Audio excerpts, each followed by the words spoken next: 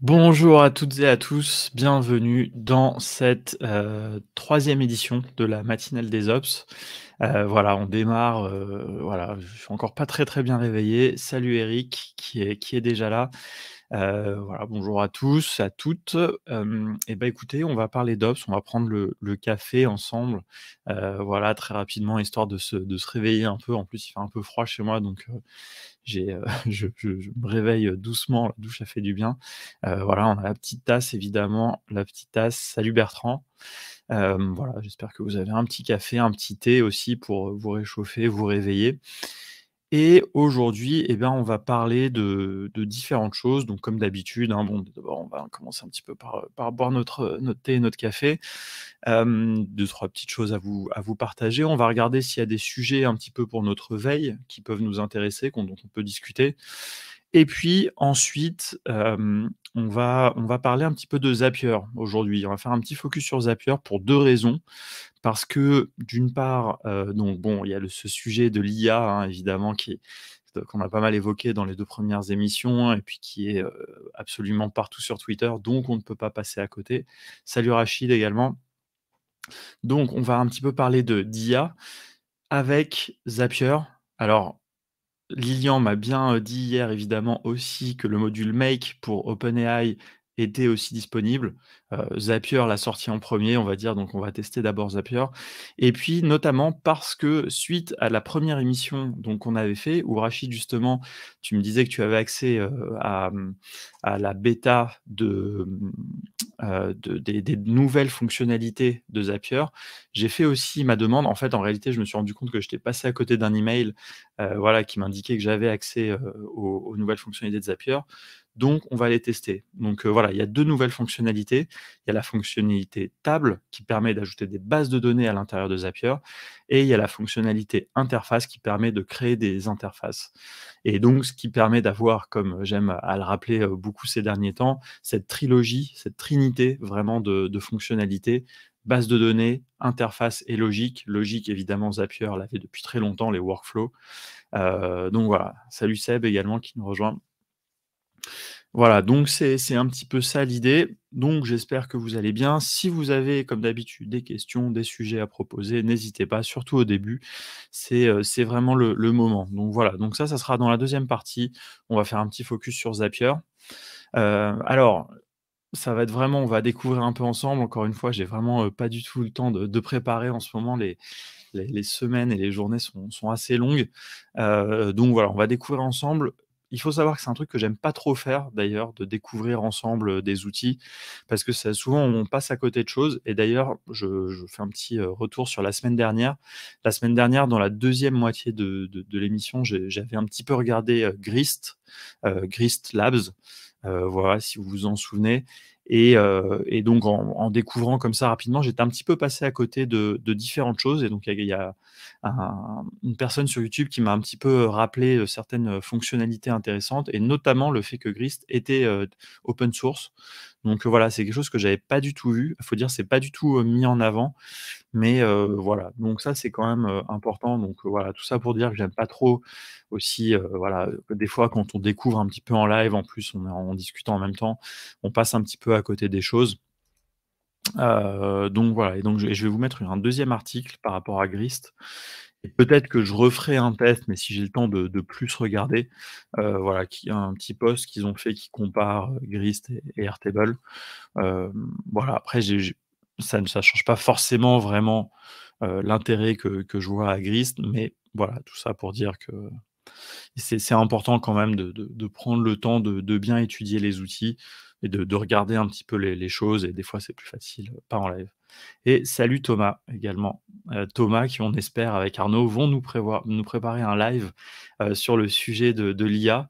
Voilà parce que je pense très sincèrement vu tout le buzz qu'il y a, ces derniers temps, nous on en parle un petit peu ici maintenant le mardi matin, mais il y a, vraiment la nécessité, l'intérêt de, du fait de se pencher vraiment sur ce sujet d'IA. D'ailleurs, oui, il y a un truc aussi que je voulais vous partager, et je vais me le noter là dans ma petite alors évidemment, j'ai une petite page Notion, hein, où je liste les choses que je veux aborder avec vous le matin et donc là, hop, un usage avec Make. Voilà, je vais vous en parler tout à l'heure. OK, donc soyez présents ce vendredi, donc ça sera à midi, si je dis pas de bêtises. Voilà, j'essaierai d'être là. On va regarder ça, hein, voilà, l'IA, au service du no-code. Alors je sais pas, je me souviens plus exact quel est l'angle précis, mais voilà, donc c'est bien d'avoir un moment où on peut vraiment discuter de ces sujets. Hem, voilà, moi, c'est vrai que là, j'ai commencé, maintenant que j'ai ce truc en tête, d'OpenAI, que j'étais vachement impressionné, comme je vous l'ai dit déjà un petit peu là, par pas mal de choses. J'essaye de voir quels sont les usages et cette semaine, enfin la semaine dernière pour être précis, j'ai eu un usage vraiment que je trouve était concret et donc voilà, moi je vais essayer de lister vraiment les usages très concrets par rapport au sujet d'Ops, hein, évidemment, il y a plein d'usages.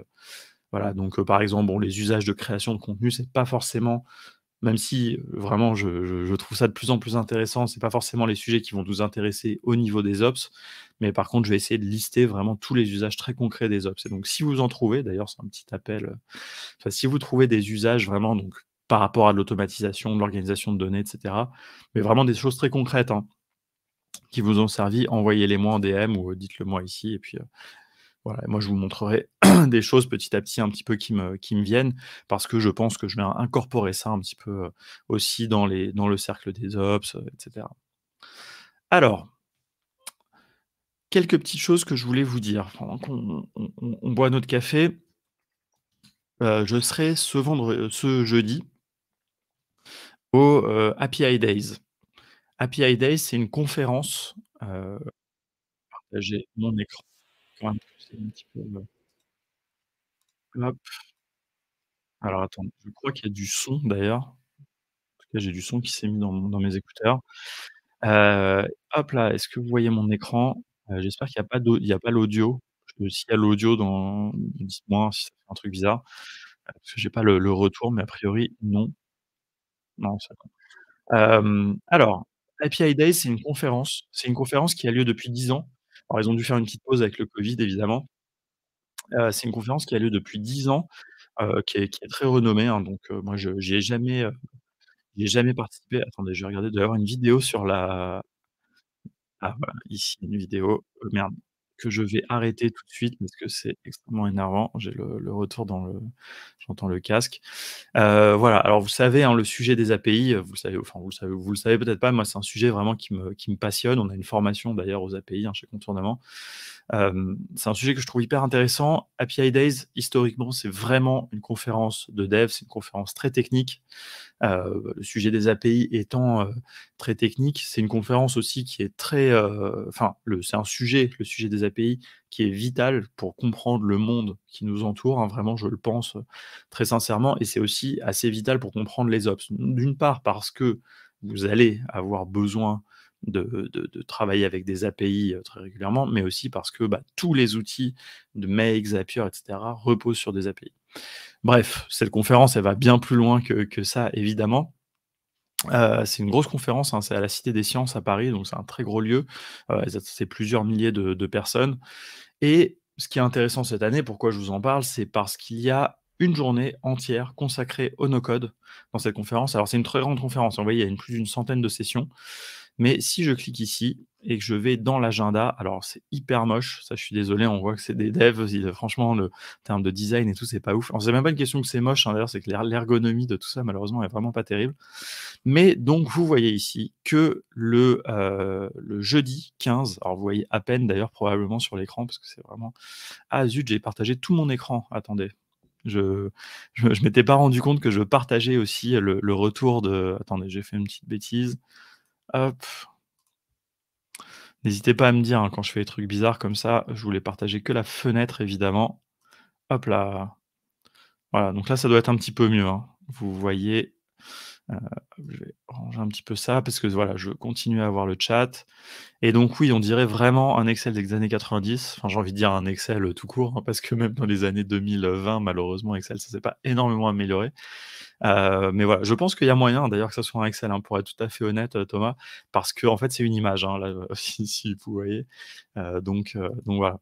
Mais ce qui est important, c'est le contenu, hein. On va pas trop se moquer des devs qui font des sites web. Je ferais pas mieux très franchement, avec ou sans no code, hein, c'est pas vraiment le sujet. Donc le 15, alors attendez, du coup, il faut que je trouve quand même, voilà, State of No Code. Donc c'est ouais, je pense que c'est une capture d'écran. Non, mais en plus, c'est vraiment ouais, c'est sûr, hein, que c'est un tableur, on voit bien les lignes et cetera. Donc, on a notre ami Shubham, qui est donc, vous le savez peut-être aussi, un spécialiste du sujet des API, qui est développeur aussi à l'origine, qui a été mandaté pour organiser une journée de conférence. Donc il y a une scène qui est dédiée, qui est où, donc, à l'auditorium. Donc en plus, je pense que c'est une salle qui est assez grande, hein, d'ailleurs, que 200 ou 300 personnes, il me semble, donc c'est pas rien. Donc ça montre, hein, aussi quand même que le sujet du no-code vraiment devient très présent, donc il s'appelle The State of No-Code et donc il va y avoir plusieurs conférences. Alors première chose à préciser, cette conférence est en anglais. Voilà, donc je sais qu'il y a pas mal de gens qui interviennent dans la communauté no-code qui sont pas, très à l'aise avec ça, mais c'est pas grave, c'est important aussi, ça permet aussi de voilà, d'avoir plein de gens, de partout qui vont parler de ça. Alors, la première conférence, c'est le CEO de Make, Fabian, qui était au No-Code Summit, qui a dansé jusqu'au bout de la nuit d'ailleurs, hein, si vous vous souvenez, qui a l'air très sympa. J'avoue, j'ai pas eu le temps de lui parler malheureusement, peut-être que ça pourrait être le cas, à PI Days. Ensuite, il y a une, conférence sur Notion. Donc c'est marrant parce qu'ils ont mis au début, hein, les 2 premières conférences, c'est vraiment, les gens les plus en place, donc le CEO de Notion, des gens enfin le CEO de Make, des gens de chez Notion, pour parler de Notion. Ensuite, il y a une conférence sur la diversité avec Manon Mercier qui fait partie de la communauté, qui est là régulièrement au meet-up à Paris. Donc voilà, ça c'est très chouette et ensuite on a un panel avec nos amis Noam, Florian Verdonck et Julien Mottet qui vont parler de Airtable évidemment, donc voilà, ça va être très intéressant. J'essaierai d'arriver pour midi. Je suis pas trop sûr, mais on va essayer, quoi. Ensuite, 13h40, donc il y a une pause, hein, évidemment, un petit buffet et cetera et à 13h40, il va y avoir, donc donc un sujet des API, c'est Amandine qui va présenter ça. Puis on aura Mathieu Ras, le CEO de Meta API, évidemment, qui va parler aussi du sujet des API. Le futur des agences no code avec Pierre Launay de Cube, Francis Lelon d'Allegria et Dimitri de Superforge. Donc là, vraiment un panel avec 3 des plus grosses agences de no code, hein. Et puis Joyce de WeWeb qui nous fera une présentation sur le sujet des web apps, de la sécurité, etc. Voilà, donc ça, c'est assez, très intéressant et puis, on a la dernière partie de la journée, donc il y a une petite pause, hein, évidemment, comme dans les grandes conférences et on a ici, donc Benoît de Monteclerc qui, le CEO de NC-Scale, qui va nous parler de sécurité, de maintenabilité, de bonnes pratiques dans le no-code.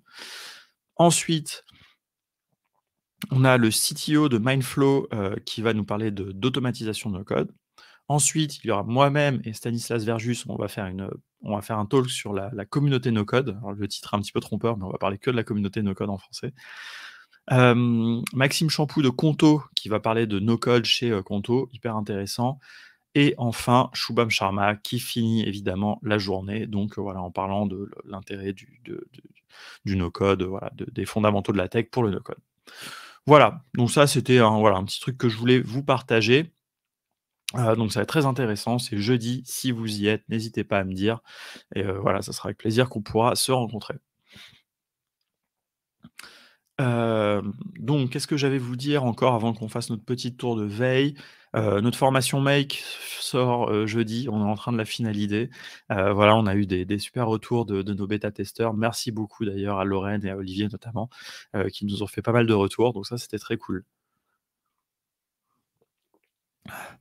Voilà, alors si vous avez des questions, hein, des avis, dites-moi. Et le dernier truc que je voulais vous dire, mais peut-être je le redirai à la fin, voilà, parce que je vois que là, on n'est pas encore beaucoup, on se réveille, doucement, tous ensemble. On va parler de ça à la fin, je le mettrai. Hop là. Alors, est-ce que vous avez vu des nouveautés au niveau de nos outils, habituels? Donc, Zapier, Make et Airtable, il me semble pas avoir vu passer de nouveautés. Il y a une nouveauté évidemment, alors donc chez Zapier, il y a le module, OpenAI évidemment qui a fait grand bruit. Attendez, j'ouvre mes onglets en même temps. Heu, voilà, donc ça c'est les 4 onglets que j'ouvrirai à chaque fois un petit peu pour regarder. Alors, la release note de Make, celle-là, on l'a déjà vue. Donc d'ailleurs, ils ont même pas mentionné, hein, mais donc ils ont un module, OpenAI. Alors, chez Make, ils mentionnent pas systématiquement d'ailleurs les nouveaux modules qu'ils ont. Chez Zapier, bah, non plus, ils sont en retard un petit peu. Alors oui, il y a eu des nouveautés chez Notion. Il y a des nouveautés chez Notion, très franchement, que j'ai pas, complètement bien compris pour être tout à fait honnête, donc on va pas trop en parler. Mais c'est Bon, désolé, j'ai un petit peu le nez bouché en plus, alors c'est un peu j'ai un peu du mal à parler. Donc il y a eu des nouveautés au niveau des plans. Je ne sais pas si vous avez vu ça, si c'est bien, pas bien. Très franchement, j'ai vu que des commentaires assez neutres en fait, passer sur LinkedIn. Donc je dois dire que je ne sais pas, exactement quels sont les enjeux autour de ça. J'ai cru comprendre que le plan gratuit était devenu plus puissant, donc ça c'est plutôt une bonne nouvelle, c'est plutôt cool. Hem, Par contre, voilà, le plan plus, heu enfin, ils ont changé le plan, team, enfin voilà, bon bref, honnêtement, je vais pas, commenter ça, mais voilà, donc voilà, le plan business a changé. J'ai l'impression qu'ils ont réorganisé un petit peu, globalement leur pricing, que ça fait pas une différence fondamentale, à part peut-être pour les entreprises. Donc voilà, si vous avez une différence pour vous, moi la seule différence que j'ai cru comprendre, c'est que globalement, en gratuit, c'était devenu un peu mieux. Par contre, ils ont ajouté un petit peu plus de limites, si je dis pas de bêtises. Avant, il y avait beaucoup de choses illimitées, ils ont ajouté un petit peu plus de limites au nombre d'utilisateurs qu'on pouvait avoir et cetera. Voilà, c'est les nombres de guests en fait, hein. Avant, je crois qu'il y avait un nombre illimité de guests, ce qui était bien pratique d'ailleurs, mais voilà. Ah, le plan pro est devenu un peu plus cher, ah oui? Alors attendez, alors parce qu'en fait là, on voit pas très bien dans leur article, on va aller partir sur la page de pricing. Alors, ah oui, parce qu'avant on avait un truc à 4 $. Bah oui, d'ailleurs moi j'avais ça en fait, en perso, j'avais le plan pro à 4 $, et donc là, il semble avoir disparu, c'est ça, hein? Ils ont fusionné, en fait, c'est passé en plus. OK. OK, donc bah, on verra. Est-ce qu'ils vont convertir les plans, ou est-ce qu'ils vont garder un peu en legacy? Je sais pas, j'imagine qu'ils vont convertir. J'ai l'impression que ça se fait de plus en plus. Avant, historiquement, je trouve que souvent les outils SaaS, bah, quand tu avais un plan, avantageux, ils te le laissaient, au moins 1 an ou 2 ou voire à vie, quoi. Et j'ai l'impression que maintenant, bon, bah, voilà, juste on te dit: «Bah, OK, dans 1 an, ton plan va enfin, tu ton prochain renouvellement, ça va changer» et puis tu pas vraiment le choix, quoi. Mais après, oui, peut-être, en fait, c'est ça le truc, c'est qu'en fait, ils ont plus écarté les plans quelque part. C'est-à-dire qu'en fait, le plan qui était à 4 $, ils ont remis certaines choses en gratuit, donc le gratuit peut finalement, servir. Donc en fait, on peut downgrader peut-être, faudra que je regarde, dans mon cas personnel. Je pense qu'il y a moyen d'ailleurs, parce qu'en fait, j'ai un usage en perso assez, limité de Notion. En fait, j'aimais bien payer à vrai dire, enfin, c'est pas que j'aimais bien payer, mais c'est que je trouvais ça assez rigolo de payer parce que je trouvais que 4 $ c'était assez avantageux, d'autant que je payais avec ma boîte. Heu mais ouais, en 8 $ peut-être que je vais y réfléchir. Par contre, chez Contournement, on a le plan, qu'est-ce qu'on a chez Con bah, d'ailleurs, oui, alors chez Contournement, la première année, on n'a pas payé, on avait 1 000 $ de crédit grâce à Secret, mais je pense qu'on va être là-dessus. Oui, c'est vrai que même en ah oui, non, nous, on bah, non, on est là-dessus et c'est ça qu'éventuellement on pourrait passer. Est-ce qu'on a un intérêt à passer à ça? Attendez, je regarde en même temps, hein, je fais ma veille, hein, vous le savez, je vous l'ai déjà dit, hein, je profite de ce moment pour faire ma veille. Private Team Spaces, oui, ça, c'est assez intéressant de pouvoir quand on a une grosse équipe, créer plusieurs espaces, ça peut être intéressant. Les analytiques de page, très franchement, je vois pas trop l'intérêt. Augmenter le page history à 90 jours, pourquoi pas? Et augmenter la limite de guests. À mon avis, on n'est pas près d'arriver aux 100, donc ça va. Et donc Thomas, tu nous disais qu'il y avait une autre nouveauté. Alors attendez, heu, on peut choisir par défaut la teinte de peau, je sais plus comment on dit, il y a un mot pour ça là, mais par défaut qu'on veut pour ces emojis. Pourquoi pas? Ça, c'est intéressant plutôt que d'avoir à chaque fois. Ah oui, je vais revenir là-dessus. Heu, Ils ont amélioré un petit peu le filtrage, donc pour les dates, les champs de dates, ça, c'est intéressant. Ah, ils l'ont pas mis dans leur, c'est marrant, ils mettent pas, tout dans leur blog, mais donc effectivement, il y a eu aussi une nouveauté, c'est que si vous utilisez l'application desktop, de Make, de pard pas de Make, de Notion, vous pouvez, faire des il y a des onglets. Alors, j'avoue que alors ça a l'air de te plaire, Thomas. Moi, j'avoue que j'ai un peu du mal à voir l'intérêt. Bah, si, OK, je vois parce que c'est vrai que moi, j'utilise dans le navigateur Notion, hein, comme je suis sur, Linux, il y a pas d'application desktop.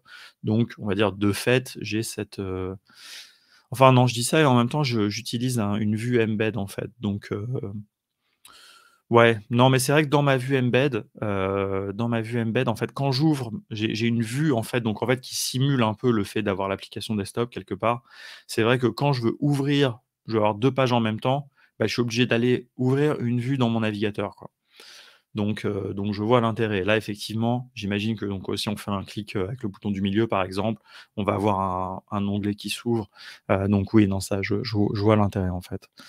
Je vois l'intérêt potentiellement. C'est juste que en fait, moi, il y a un truc que je trouve assez intéressant et que je suppose que tu peux pas faire avec l'appli desktop, c'est de mettre 2 onglets côte à côte. Et donc ça, forcément, tu vas devoir parce que j'imagine que l'appli desktop, tu peux pas en lancer 2 instances. Donc en fait, tes 2 onglets, tu pourras peut-être pas alors peut-être c'est quelque chose qu'ils ajouteront d'ailleurs à l'intérieur directement de l'application. Bon voilà, bon je sais pas si c'était très clair, ce que j'ai dit, mais voilà. Ah, tu peux avoir 2 fenêtres, OK, bon à ce moment-là, oui, alors tu peux ouvrir 2 fenêtres de l'appli desktop et puis tu peux les mettre côte à côte et à ce moment-là, c'est assez souple. OK, très bien pour Notion et Zapier, donc on n'a rien, on a vu, on l'a dit. Et du côté d'Airtable, toujours rien, toujours la dernière news, c'était la Connected Platform. Est-ce que vous avez vu passer des choses, sur Airtable? Ah oui, du coup, ça, effectivement, donc le fait de sortir un onglet comme on le ferait dans le navigateur, ça tu peux pas dans l'appli desktop, j'imagine que ça reste, à l'intérieur. OK, alors, avant de faire notre petit focus sur Zapier, je voulais vous montrer quelque chose. Je vais retirer mon écran quelques secondes. Je voulais vous montrer un usage que j'ai trouvé, enfin que j'ai imaginé mais que j'ai pas testé, donc on va tester ensemble, mais on va évidemment parler un petit peu de on est bien obligé, hein, quand même tôt ou tard de parler de ChatGPT, hein, c'est tout le monde en parle, on est obligé. Alors, je vais ouvrir Make et je vais vous montrer quelque chose, heu, un usage que j'imagine. Hop là.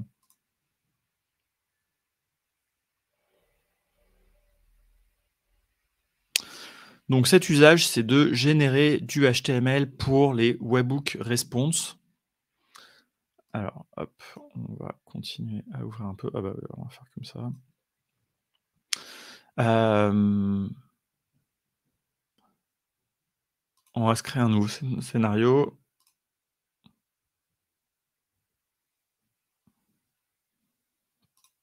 et je vais vous partager mon écran. Donc là, vous devez voir Make. Alors, dans Make et salut Ilgenio69, bienvenue à toi. J'espère que tu vas bien et que tu te réveilles avec nous.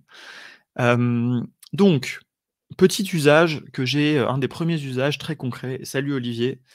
Alors, Olivier, ce que je vais montrer va t'intéresser parce qu'il va, ça pourra vous servir. J'ai eu l'idée de ça en faisant le prochain challenge du cercle des Ops. Hem, alors dans Make, on fait très régulièrement des webhooks. Ça vous aura pas échappé. Donc quand on fait des webhooks et bien régulièrement, hop, ici, on va créer un nouveau webhook. On crée très régulièrement donc des webhooks pour pouvoir envoyer des données, déclencher des automatisations dans Make. Donc ça, c'est très intéressant. Je vais faire un webhook, très simple. Hop, je vais lui passer un paramètre, test égale salut, hop, voilà. Donc là, j'ai mon webhook et souvent ce qu'on veut faire, c'est, une fois on va faire une série d'automatisations, on va faire les traitements et puis on veut faire un retour. Parce que dans le cas où on ferait un webhook qui s'appelle en get, par exemple, on veut faire un retour et des fois, on veut faire un retour en HTML. Souvent, on veut renvoyer du JSON. Alors désolé, hein, si toutes ces notions-là sont des notions un peu avancées, mais bon, voilà, ça c'est sinon vous pouvez vous former. Mais voilà, là, pour les gens qui utilisent ça, donc des webhooks et surtout des webhooks response, donc une réponse à ce webhook, eh bien, ici, très souvent, on va avoir un body. Donc souvent, ce qu'on va faire quand on est dans un cadre un peu d'API, qu'on veut faire un webhook qui va renvoyer des données, on va renvoyer du JSON. Mais très souvent aussi, et ça c'est, le cas par exemple dans un exercice, à venir dans le cercle des ops, mais c'est quelque chose que aussi moi j'utilise très régulièrement, on va vouloir envoyer du HTML parce qu'en fait on va vouloir faire un feedback vraiment à l'utilisateur. On va imaginer qu'un utilisateur va cliquer sur ce lien avec son navigateur et donc ce qu'on doit lui renvoyer, c'est vraiment du HTML propre et faire du HTML, c'est un peu pénible. c'est un peu pénible. Si donc moi je sais écrire du HTML depuis longtemps, j'ai appris, j'étais développeur avant, donc je sais faire du HTML, mais là, très franchement, à chaque fois, j'ai pas envie de réécrire tout le les toutes les balises et cetera. C'est vraiment très long. Vous me voyez venir évidemment, je vais demander à ChatGPT, de faire ça et donc admettons que je veux faire tout simplement un webhook très simple qui va juste renvoyer, la valeur qu'il a reçue et bien, voilà, donc je vais demander à ChatGPT, on va aller ici, est-ce que vous voyez toujours mon écran? Ouais. Alors donc ça c'est le webhook et bien ici je vais lui demander de me faire une page très simple qui va renvoyer juste un mot. Voilà et comme ça moi ensuite je pourrais remplacer. Est-ce que tu peux donner le code HTML d'une page web qui afficherait le mot, on va mettre, salut en gras.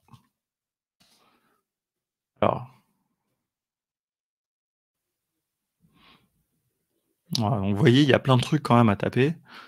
Heu, alors c'est marrant d'ailleurs, il a même mis un titre, il faut savoir que cette balise title, il me semble, est obligatoire, hein, d'ailleurs. En plus, il y a une petite explication et cetera. Alors il est intelligent parce qu'en plus il a pas mis les guillemets, hein. Il a compris que c'est le mot s entre les guillemets qui m'intéressait. Donc voilà, après il me met d'autres choses, donc en plus c'est bien. Donc c'est vraiment là, c'est un usage que je trouve très intéressant, qui est très basique, hein, mais je dis pas que j'ai inventé, quoi que ce soit, mais c'est juste que c'est un usage concret dans le cadre d'automatisation qui me sert souvent. Donc voilà, donc là je peux copier le code. Là, je vais mettre ça oups, ah qu'est-ce je me suis, j'ai trop ouvert ma fenêtre. Attendez, désolé. On va parce que j'essaye de garder le chat en même temps pour voir. Et salut, Arnaud, si je dis pas de bêtises, hem, d'Equiteco. Alors, hop, je viens ici et donc tout simplement, là, je vais pouvoir coller tout mon code et donc ce qu'il faut savoir, donc ça, vous voyez déjà, c'est pénible à taper tout ça et surtout, on oublie tout le temps le doctype, des choses comme ça et alors d'ailleurs, je vais vous montrer un truc qui va être intéressant. Salut Martial également. Alors, on voit tout le monde qui commence à arriver à 8h30, ça fait plaisir.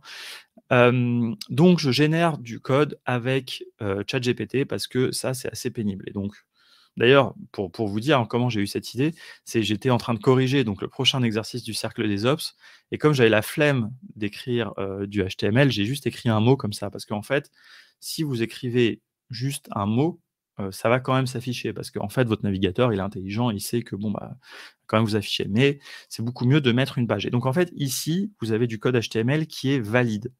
Parce que si vous avez un doctype, si vous avez HTML, head, title, body, et cetera, vous avez une page qui correspond au standard HTML. Donc ça, c'est très important. Donc il faut bien oublier. Donc ça, c'est vraiment l'usage que je trouve intéressant dans Nuxidia, c'est qu'il va lui, il va rien oublier. Alors en l'occurrence d'ailleurs, il a oublié quelque chose. Il a oublié un truc et donc je vais vous montrer. Alors on va tester ensemble d'ailleurs. Donc admettons ici, donc voilà, là je vais mettre, le paramètre et vous voyez là, je mets un accent été et puis j'insère ici mon paramètre. Hop, OK et donc je vais allumer ici mon non attendez, on va se faire save. Non, hop là, qu'est-ce que je fais? Je commence à cliquer n'importe comment. Je vais faire un run once et je vais réexécuter ici et donc là, vous voyez le truc, qui m'a, trigger, dans, qui m'a trigger, qui a fait que j'ai eu cette idée de faire du HTML. Moi, en fait, à la base, comme j'avais la flemme, quand j'ai, fait mon retour d'API, j'ai juste tapé directement dedans et en fait, ce qu'il faut savoir, c'est que quand vous mettez, des accents, par défaut, votre navigateur, il va mal les interpréter. Vous voyez ici, là, les accents, ils sont tout dégueulasses. Salut Muriel qui et donc, voilà, donc je reviendrai après sur ta question Olivier, mais donc là, vous voyez, ça, c'est dégueulasse. Pourquoi c'est ça?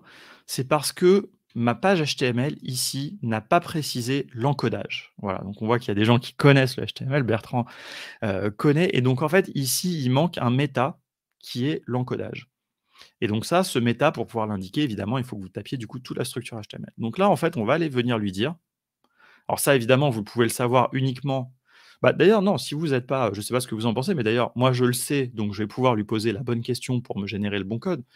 Mais si vous ne connaissez pas, peut-être vous pouvez lui expliquer le problème. Donc je vais essayer. Salut Anto, salut Psychoniac. Donc je vais essayer, je vais lui dire, «Est-ce que vous croyez qu'il va comprendre si je lui dis que l'encodage n'est pas bon?» Hem, Quelle est la question? Parce qu'en fait, moi, j'ai envie de base de lui dire: «Ajoute l'encodage UTF-8». On va tester ça d'abord. Ou est-ce qu'on teste d'abord de lui dire, de lui demander pourquoi ça marche pas? Heu, Attendez, bon attends, on va vraiment tester vraiment la manière, on va tester, les accents s'affichent mal avec ce code HTML. Est-ce qu'il va nous faire, quelque chose?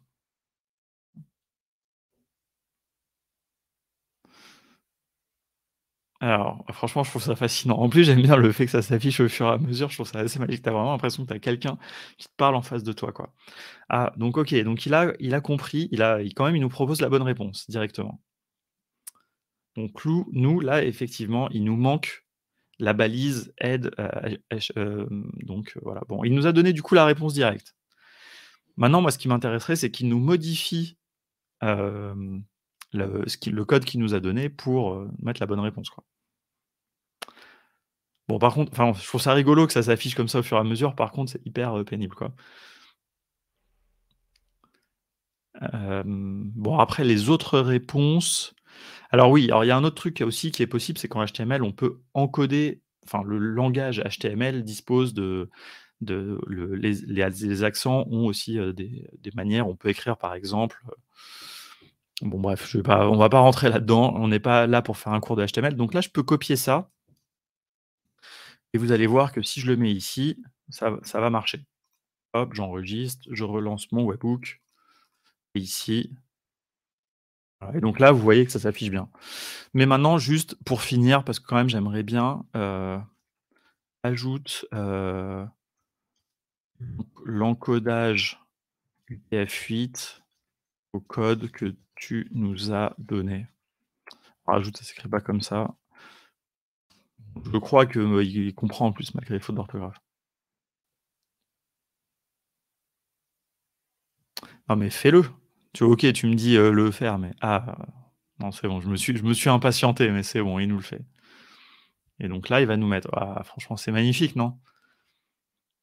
Voilà, donc là, moi, je trouve qu'on est dans un usage très concret pour les no-codeurs et les no-codeuses. Quand vous faites du make, dites-vous bien que si jamais vous avez à faire, du HTML, alors c'est valable pour make, c'est valable pour n'importe quel outil, mais là, c'est un endroit très concret où vous allez devoir souvent mettre du HTML ou du JSON, et à mon avis, et on va pas faire l'exemple là parce qu'on va passer sur Zapier, mais voilà, on va, heu, on va aller tester ça. Alors effectivement, autre chose qu'on pourrait faire, et donc je reviens sur la question d'Olivier, hem, il y a un module OpenAI qui est sorti. Alors je vais pas le tester là parce qu'en fait là je voulais passer sur Zapier pour tester les nouvelles fonctionnalités de Zapier, mais ici apparemment il y a OpenAI, et donc voilà, en fait ce que je pourrais faire, heu, peut-être, c'est faire ça voilà, mettre au milieu ici. Alors bon, il faut que je lie mon compte. Je génère le HTML ici et puis ensuite ici, je vais venir, je viens l'utiliser. Alors ce qui va pas être évident forcément, c'est de venir remplacer, d'insérer le texte dans le code qui a été généré. Pourquoi pas? Donc, voilà. Alors effectivement, Bertrand fait bien de le préciser, un autre usage qu'on avait identifié déjà une fois, récente, et qui peut être très intéressante, c'est pour les expressions régulières. Voilà, donc ça, je reviendrai sur cet exemple probablement une prochaine fois, on fera un peu des regex. On a une formation aux expressions régulières. Moi, je pense que c'est très important, tout comme le HTML quelque part, d'apprendre les bases, des fondamentaux. Par contre, quand vous apprenez, de vous faire aider par ChatGPT pour vérifier vos regex et cetera, c'est important. Mais il y a un truc qu'il faut savoir avec les expressions régulières, c'est qu'il y a plein de manières de faire, et donc en fait, à mon avis, pour pouvoir bien demander à ChatGPT les bonnes expressions régulières, ça nécessite quand même d'avoir compris un minimum et de savoir décrire l'expression régulière que vous souhaitez. Donc voilà, donc Franchement, c'est vrai que c'est compliqué les expressions régulières, mais je pense que c'est pas aussi compliqué que ce que l'on pense. C'est-à-dire que ça fait peur parce que c'est du texte, mais je pense que c'est pas aussi compliqué que ça. Après, voilà, je veux pas, faire, prêcher pour ma paroisse. S'il y a des gens, dans le chat qui ont suivi notre formation, vous pouvez, dire ce que vous en avez pensé, si ça vous a aidé à comprendre. Mais je pense très franchement que c'est vraiment, possible, quoi. Tout le monde peut apprendre et à mon avis, ne cédez pas non plus à la tentation, de vraiment, de tout, de vous faire aider dans tout. Parce que vous voyez là, par exemple, si vous connaissez pas du tout le HTML, peut-être vous n'allez pas comprendre ces réponses. Alors, je dis ça, mais en même temps, elles sont quand même claires, hein, donc vous allez pouvoir tester les choses les unes après les autres et si vous lui posez les bonnes questions. Voilà, je vais faire un parallèle peut-être un peu bizarre et après on va passer sur Zapier. Mais c'est pour moi un petit peu comme, quand, je sais pas si vous trichiez, quand vous avez fait vos études. Mais moi j'ai remarqué un truc, c'est que alors j'étais pas un grand, tricheur, hein, mais je trichais un peu comme beaucoup de gens et en fait, je me suis rendu compte que quand je faisais des anti-sèches, par exemple, et bien souvent, en fait, ça me permettait d'apprendre et en fait, ce que j'ai compris, en fait, assez jeune, c'est que pour bien tricher, c'était mieux d'apprendre vraiment les bases. En fait, on trichait mieux même si on copiait, sur son voisin et cetera. Parce qu'en fait, c'est un truc, voilà, c'est un bon exemple, hein, c'est-à-dire que si son voisin, il a écrit une connerie, si on connaît un peu les bases, qu'on a quand même compris le sujet, on va savoir au moins s'il a écrit une connerie ou pas. Peut-être qu'on connaîtra pas la bonne réponse, mais on pourra avoir l'intuition qu'il a pas écrit la bonne réponse. Et pour moi, l'usage de ChatGPT, c'est un peu la même chose. Utilisez-le, franchement, voilà, pour compléter vos connaissances, ça peut vous mais à mon avis, c'est juste ça va vous aider. Et du coup, merci, Mickaël pour, le, mmh, le petit témoignage sur la formation et voilà et moi j'ai aucun doute que voilà, maintenant que tu maîtrises le sujet un peu plus, il y a toujours des cas, hein, même moi, hein, franchement, j'hésite pas d'ailleurs à le faire dans mes vidéos, à montrer que je galère avec les expressions régulières. Il y a pas c'est beaucoup d'itérations, mais c'est vrai que dans ce processus d'itération, se faire aider par, l'intelligence artificielle, vraiment, pourquoi pas, quoi. Donc voilà, oui, voilà, comme dit Martial, hein, c'est vraiment cette idée, de comprendre, on va dire, le raisonnement de base, les fondamentaux et puis ensuite, après on découvre un peu des choses aussi, ça peut compléter, quoi. Donc bah, écoute, merci, j'espère que la formation t'aidera, Arnaud. On passe sur notre dernier sujet. Alors je voulais, mais on va pas quand même pas rester que sur de l'IA. Je voulais montrer, donc parce que donc Zapier a aussi ajouté, OpenAI. Je voulais qu'on l'utilise, mais très franchement, c'est pas non plus si intéressant que ça. Je vais juste vous montrer la page de doc et on va plutôt profiter de nos 20 dernières minutes pour aller regarder, vous voyez les petites fonctionnalités en bêta qui sont arrivées ici. En fait, on peut faire que 2 choses avec, OpenAI. Alors il y a pas de trigger déjà, on peut pas utiliser OpenAI comme déclencheur, ça paraît assez logique et au niveau des actions, il y en a que 2. Mais ce qui est sympa, c'est qu'il y en a une qui peut, à mon avis, beaucoup vous servir. D'ailleurs, vous aurez remarqué que c'est pas exactement les mêmes actions qu'on avait ici avec, heu, attendez, ici quand on va les comparer très rapidement, ça va nous prendre 2 secondes parce qu'il y en a que 2 dans les 2 cas. Elle veut plus s'afficher. Ah bah oui, parce qu'il est là. Donc on peut créer une complétion, donc en plus, Thomas, tu disais que tu avais été retesté, mais que ça avait pas forcément marché. Bah, du coup, voilà, pour regarder, le module AI de Make, venez vendredi à midi pour regarder le chat. Donc vous voyez, donc c'est marrant parce que je trouve que les actions ici représentent un petit peu la différence entre Make et Zapier. Vous voyez ici, je trouve que les actions qui nous sont proposées sont d'un plus haut niveau. Elles nécessitent déjà si vous n'avez pas compris le fonctionnement d'OpenAI, vous n'allez pas pouvoir utiliser ça. Je ne sais pas si vous serez d'accord avec moi, mais vous avez le droit de me contredire. Par contre, là, quand je viens dans Zapier, les 2 actions, elles sont hyper concrètes. En tout cas, celle-là, Generate Image, bah, voilà, tout le monde comprend. Là, vous allez pouvoir générer une image et honnêtement, c'est un des trucs qui est le plus à la mode en ce moment. Donc voilà, ça, c'est un moyen très simple dans un scénario de générer une image. Et par contre, ici, scène prompt, bah, là, c'est l'usage typique de de OpenAI, mais vous voyez qu'il est abstrait, il est dit très clairement. Enfin, après, si vous comprenez pas le mot prompt, c'est voilà, déjà, il faut se renseigner sur OpenAI, mais de toute façon, pour pouvoir l'utiliser, il faudra que vous ayez créé un compte OpenAI de toute façon, quoi. Donc voilà et à mon avis, malheureusement, j'ai pas pu les tester parce qu'en plus, je viens de me souvenir que j'ai pas pu me connecter hier à mon compte OpenAI. Il y avait un problème, donc j'aurais pu réessayer, mais voilà et donc alors peut-être que ici, en créant une complétion, un truc comme ça, on peut peut-être faire une image, hein, je sais pas.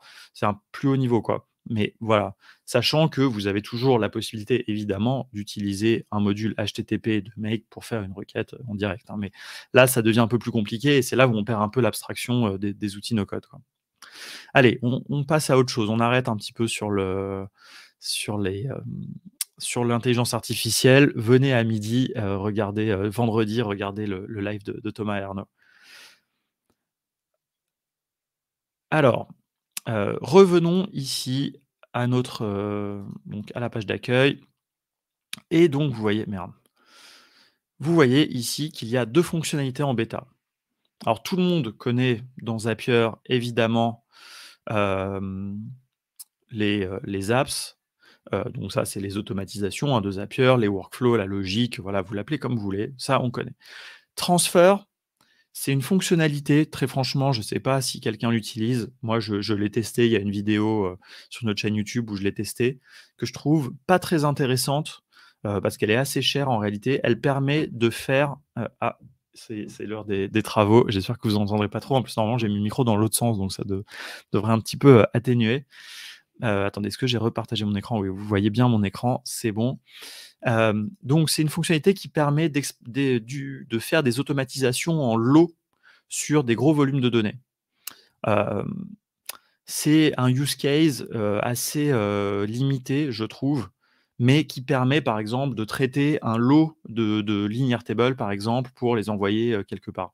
Ce qui n'est pas possible de base dans les automatisations.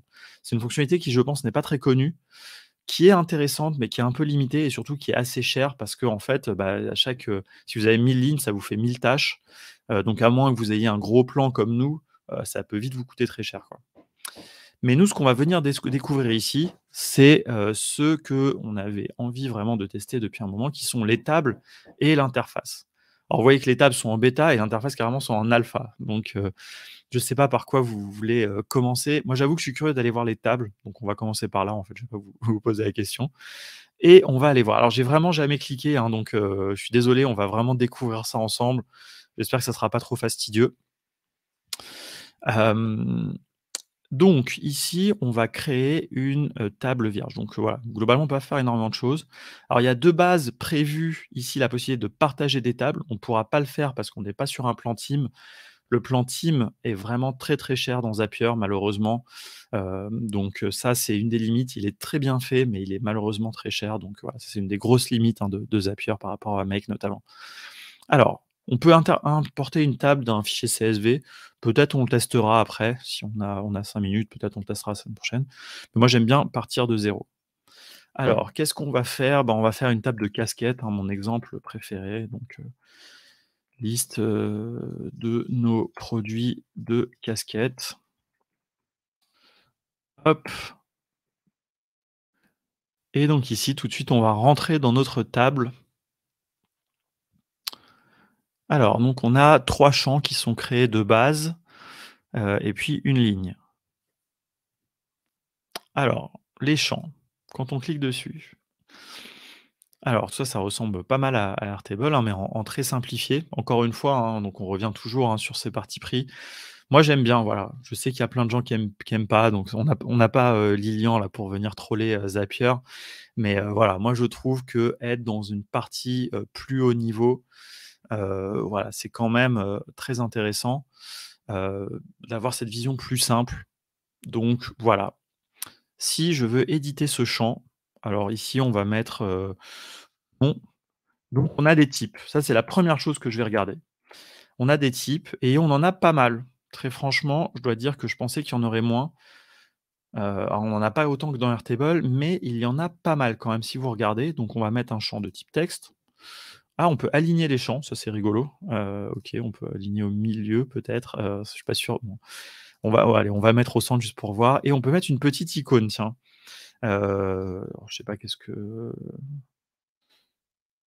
on peut mettre il y a des noms d'outils aussi, c'est rigolo.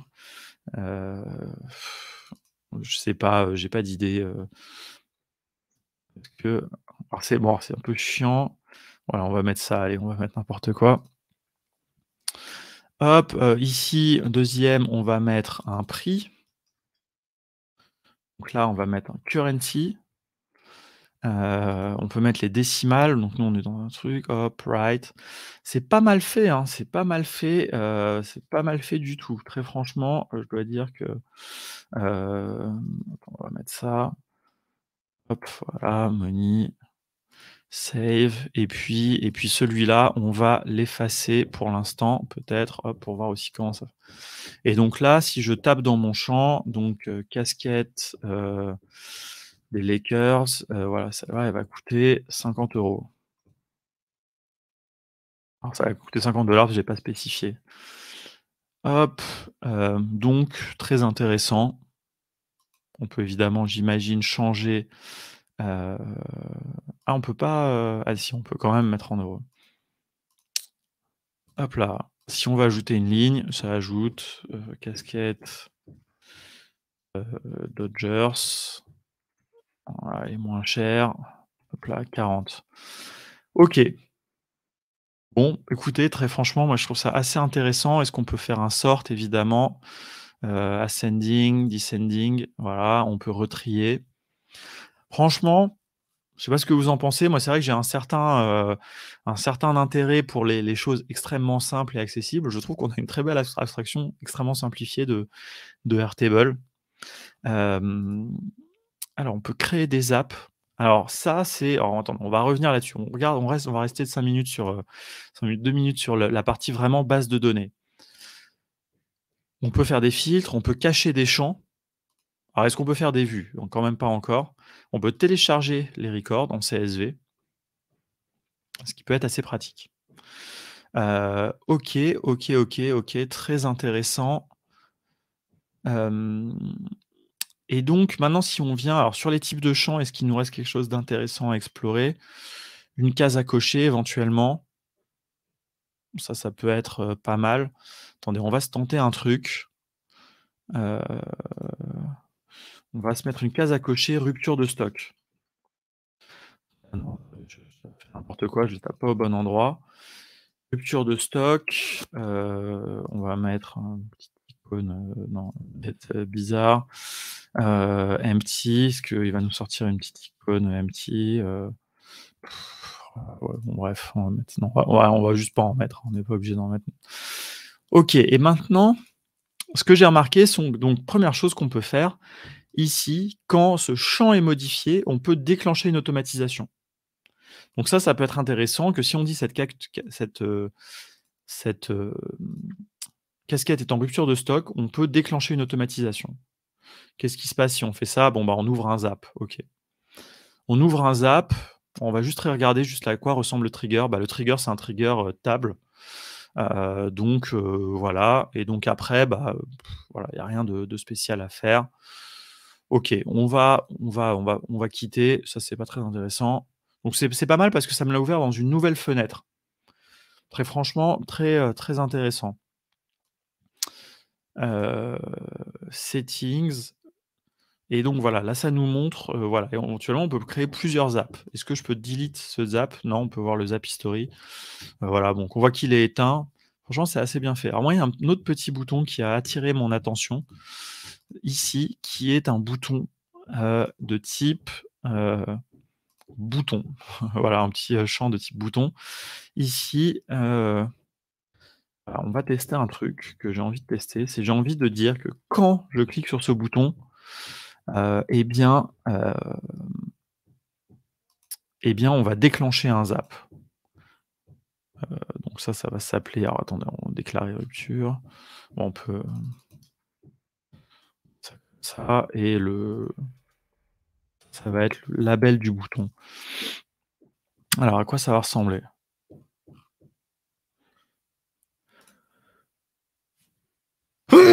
Pardon, désolé.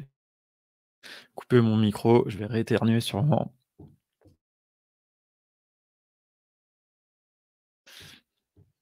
Pardon, il fait un peu froid, c'est pour ça probablement. OK, alors, pour l'instant, je ne peux pas cliquer dessus parce qu'il n'y a pas de zap qui est associé. On va créer un zap et on va voir si on va réussir à cocher la case depuis un zap. Donc hop, on va continuer. Donc test. Il faut que je vienne appuyer dessus peut-être? Non? Bon, voilà, donc on a appuyé, donc il nous a trouvé quelle était la casquette, et cetera. Donc OK, alors maintenant comment est-ce qu'on va faire? Table, hop, comment est-ce qu'on va faire pour modifier un champ? Update record, OK, on continue. La table, on va aller la chercher. C'est très étonnant, hein, parce qu'on a vraiment la sensation de faire les mêmes actions qu'on ferait, par rapport à Airtable, mais sauf que là, tout est en interne et donc là, on va mettre une valeur custom et on va mettre le record ID ici, tout simplement et rupture de stock, on va le mettre à true. Hop, on va tester l'action. Donc là, je suppose que ça va nous cocher la case. Voilà, ça nous a coché la case. Très intéressant. On va publier ce zap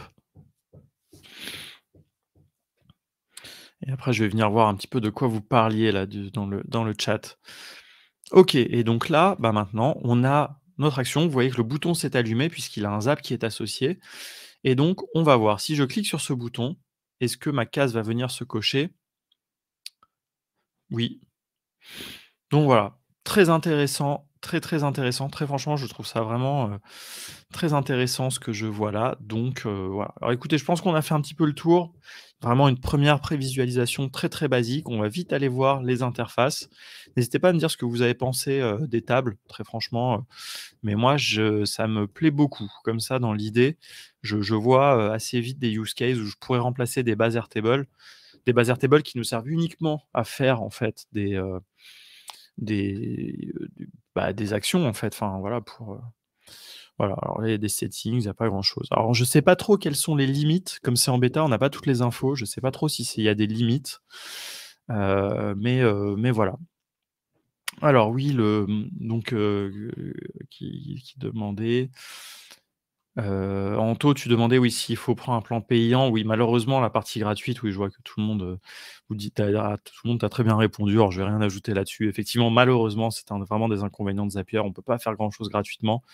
Il y a que pendant les 15 premiers jours que tu peux avoir et c'est même pas toutes les options, hein, d'ailleurs, pendant les 15 premiers jours, hein. C'est que le plan starter, donc tu as même pas tout, malheureusement. Mais voilà, franchement, nous, on est sur un plan pro, on en est très content, mais bon, après, c'est des questions de budget, c'est des questions de ce qu'on fait, et cetera. Ouais, ouais. Eh bien, allons voir tout de suite. Peut-être que je ferai un des prochains challenges, je le ferai entièrement dans Zapier, on verra si c'est possible.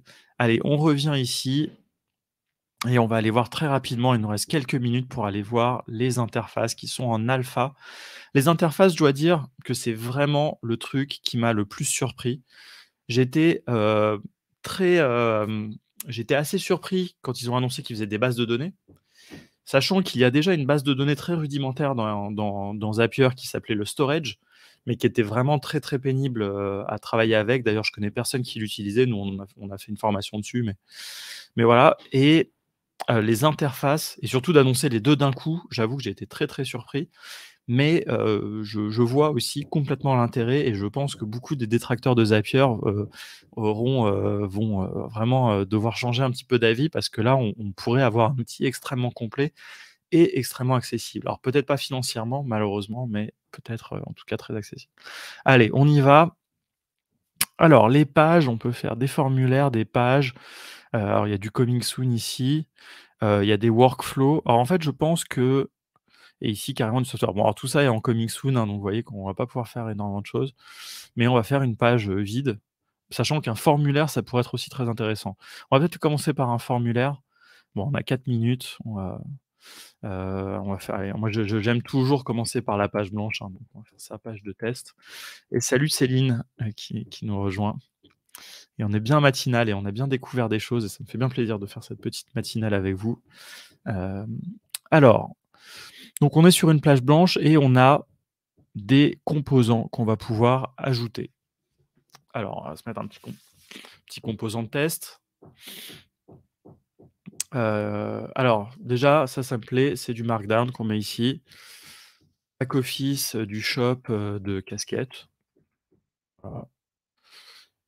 OK, on peut aligner le texte. Très bien. Donc on est dans une logique de bloc, ça j'aime bien aussi, qui d'ailleurs fait penser finalement à la manière dont on crée ses apps, dans Airtable, pas dans Airtable, dans Zapier. Hop, j'ajoute un component. Alors on voit d'ailleurs qu'il y a un command slash. D'ailleurs, c'est intéressant parce qu'ils ont mis carrément le petit logo d'Apple. Je pense qu'ils doivent se dire: «Il y a tellement de gens qui utilisent Apple». Mais bon, voilà. D'ailleurs, c'est bizarre, ouais, bah, du coup, moi, j'ai pas Apple, donc je sais pas quelle est la commande que je suis censé utiliser pour faire ça. C'est bizarre qu'ils interceptent le command slash, contrairement à Notion, et salut Déclic. Alors, qu'est-ce qu'on a d'autre? On a des formulaires, on va pas mettre tout de suite un formulaire. On a tout ça est verrouillé. Bah, écoutez, on va mettre une base de données, hein. On va mettre une base de données, on va mettre notre base de casquettes. On va mettre, peut-être on va enlever les actions. Ah, c'est drôle, les actions, il nous a mis sous la forme d'un c'est un bouton, donc il a mis du JSON. On va mettre done, setup, alors on peut laisser la possibilité de créer un nouveau record, très intéressant. OK, data, OK. OK, et ici, on va se mettre un dernier composant, on va se mettre un formulaire et on va voir si on peut ajouter des champs. Est-ce qu'on peut ajouter une nouvelle casquette? On va essayer de se faire ça. On va peut-être dépasser quelques minutes. J'espère que vous n'avez pas de rendez-vous à 9 heures, mais j'aimerais bien aller au bout de ce test parce que je trouve ça très intéressant. Heu, ouais, on va changer, c'est pas grave. Attends, alors non, c'est pas un champ de type email. Ah oui, c'est short text, nom, casquette. OK, on va ajouter un autre champ qui va être le prix, avec un number. OK.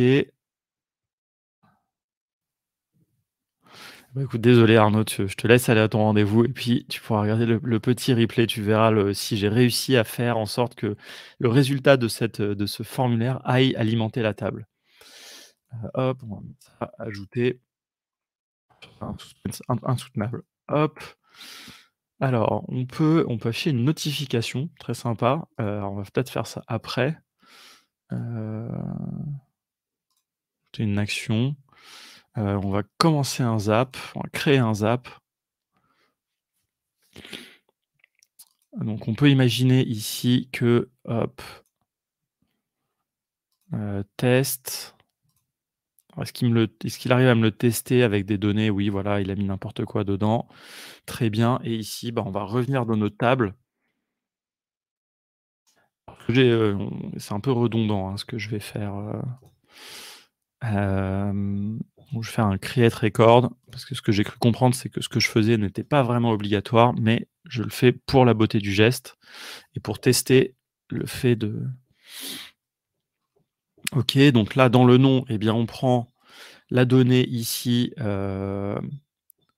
alors les champs sont pas bien nommés, ça c'est un peu con, donc OK, mais bon, je devine grâce à la non, ça on va pas mettre ça. Alors pourquoi il me propose que la rupture de stock? J'ai oublié de mettre le prix. Le prix doit être éditable aussi, non, c'est bizarre? Alors il y a des petits bugs, hein, c'est en alpha, bon voilà. Salut Rachid aussi, bonne journée à toi. Alors on va pas pouvoir faire, bon, on va pouvoir juste mettre le nom, heu, OK, bah, c'est pas grave. Bon allez, on va publier le zap. Est-ce que ici ça s'est mis à jour? Oui, ça se met à jour, tiens, dans l'interface.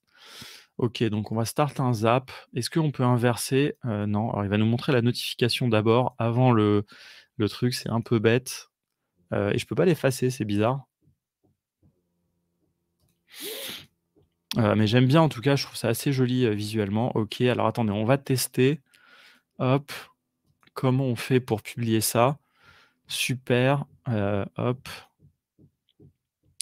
Je vais vite aller créer une page qui s'appellera contournement zapier.app. Hop là, tiens, tenez, si vous voulez tester le rendu, salut Xavier qui arrive à la fin évidemment, de quand tout est fini, mais ça nous fait plaisir quand même que tu passes nous dire bonjour. Alors, bah, le résultat est assez sympa, hein, c'est assez propre. Alors vous voyez que là, en fait, j'ai reproduit un truc qui est ici, que en fait, nativement, de toute façon, quand on met une table, on peut ajouter un nouveau record. Mais voilà, là, c'était pour tester, et donc ici, on met, super casquette. Alors mettez pas de choses bizarres s'il vous plaît, hein, si vous remplissez le formulaire. Hop, je vais ajouter et on va voir, est-ce que ça met longtemps à venir s'afficher ici?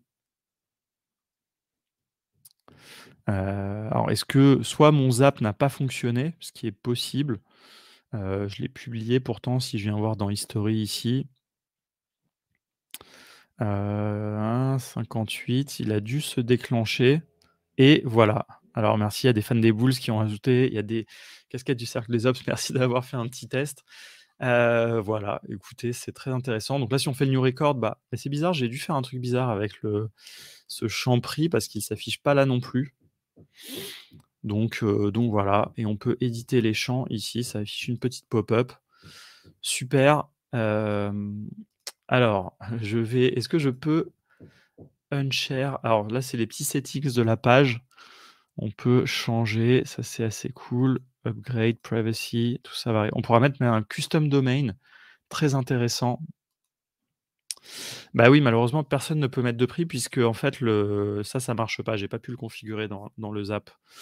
Donc c'est assez normal.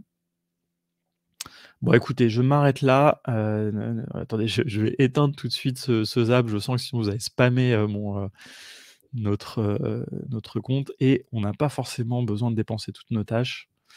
Donc voilà, hop là. Ça ne marchera plus, ne remplissez plus le formulaire. Néanmoins, vous pouvez toujours cliquer sur Edit Record ici, ou New Record et voilà, vous pouvez aller. C'est bien, on voit, donc il y a des fans de NFL aussi, il y a des fans de tous les sports américains, c'est cool. Et bien voilà, écoutez, c'était très intéressant. Alors est-ce que je peux ici on peut créer des nouvelles pages comme ça va faire des onglets apparemment. Comment faire pour qu'elles ne soient plus live? Bon, sinon on va la delete tout simplement. Page de test project. Voilà, parce qu'on n'a pas besoin de garder de choses très intéressantes. Hop là, OK, super et bah, écoutez, merci beaucoup, pour ce live. Puis j'ai les travaux qui commencent, donc ça va être un peu pénible. Hem, la comparaison avec N8N, alors il y a plusieurs questions. La comparaison avec N8N, si vous voulez, on en parlera la prochaine fois, on pourra faire un grand, comparatif.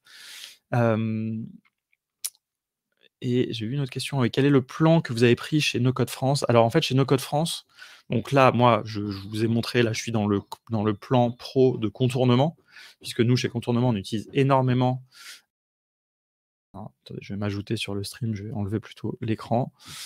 On utilise énormément Zapier chez Contournement, donc on a un plan pro. Peut-être qu'on va downgrader d'ailleurs parce que vous avez vu qu'on a 5000 tâches, mais en fait, on n'en utilise plus autant. Mais pendant longtemps, c'est, notre compte qui était utilisé pour l'onboarding sur le Slack de No Code France et cetera, donc ça nous prenait beaucoup de tâches. Mais chez No Code France, par contre, on utilise Make parce que c'est beaucoup moins cher, évidemment et donc voilà, on fait en sorte que l'asso ne dépense pas trop et je pense que peut-être on utilisera N8N et cetera pour essayer d'utiliser plutôt des outils open source quand on a la possibilité.